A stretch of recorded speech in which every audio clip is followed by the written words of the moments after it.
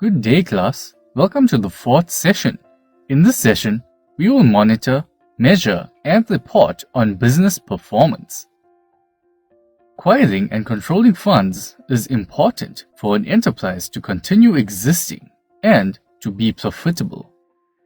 The staff responsible for handling funds needs to be skilled, well qualified, and trained so that the tasks are carried out meticulously and precisely.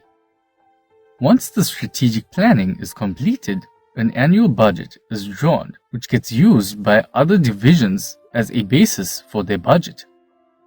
The expenditure budget should be drawn up carefully, considering the costs or expenses that can be cut in order to save money.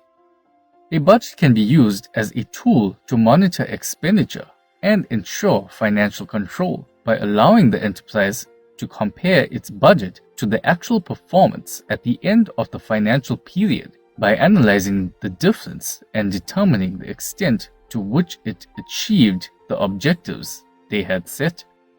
Through budget control, all activities of an enterprise are evaluated. Expenditure planning using budgets enables the enterprise to effectively use labor, capital, raw materials, and other resources. There are different approaches to preparing and using expenditure budgets. We will briefly look at 5 expenditure type budgets. A term budget is prepared for a specific period of time, which may range from short-term to long-term. A cash budget is an example of a short-term budget, which is prepared for periods that are less than a year. A project budget is project-specific, which might take longer than a year. The budget is put in place to support the project from start to finish. A variable expenditure budget is used by enterprises in which the total cost is linked with production volume. It helps indicate the estimated cost at different levels of production, and it is also prepared at different production levels. A zero-based budget is based on principle that a new budget should be prepared every year, which means that the figures of the previous year are not considered and all the figures in the budget are based on new forecasts. An annual budget is a financial plan for a one-year period. The activities planned for the year are expressed in monetary terms. An annual budget consists of the master budget and all the function budgets from the different divisions of the enterprise. We have summed up 5 types of budgets and the type of conditions they operate under. Now let us briefly analyze marketing expenditure.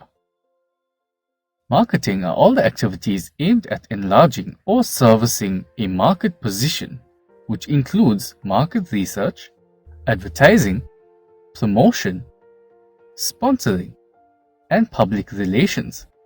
In order to avoid complications, the measurement of marketing expenditure should be long-term marketing that covers marketing of new products, and it should improve the unit's strategic position.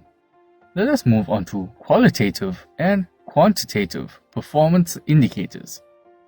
There are expected standards for all performed activities in an enterprise, which could either be quantitative or qualitative.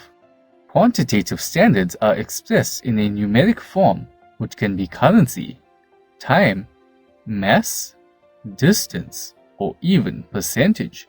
Let us briefly look at the different quantitative standards. Time standards indicate how much time is needed to achieve a specific result. Cost standards indicate how much money should be spent to perform a certain activity. Revenue standards indicate how much income should be received from doing specific operations and activities. Productivity standards are required for the activities in the enterprise.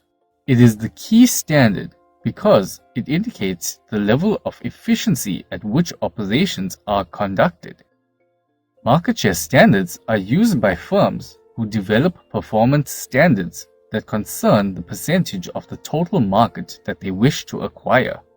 Profitability standards is based on past experience, judgment and performance, or other firms in the industry. There are two factors that affect profitability, and they are the cost of doing business and sales volume. The downside of quantitative standards is that they can't be applied to all activities, which is where we resort to qualitative standards, which are subjective and hard to apply. Externally imposed standards are set by government agencies or professional associations instead of the business owners and managers.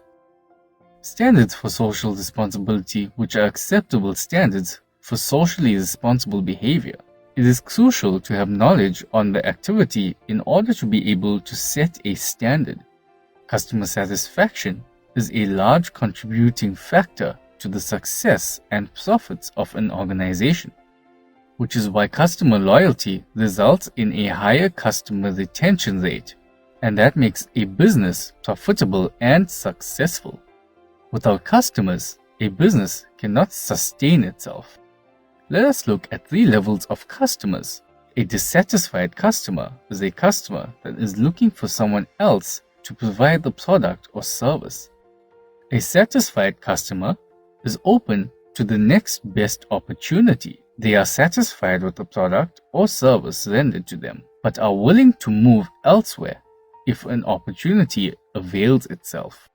The 3rd level of customer is a loyal customer, which is a customer that returns regardless of the offers given by your competition. Being able to write a report is a great requirement. A report is written for a superior or peer group. It contains facts and sometimes suggestions or recommendations. There is a specific format for writing a report. It should be written clearly, starting off with an indication of who it was written for and who it was written by, and the subject of the report.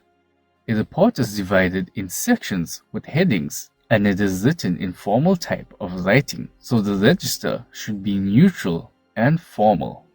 We have come to the end of our 4th session. Let us take a break and then move on to the last session of the unit standard.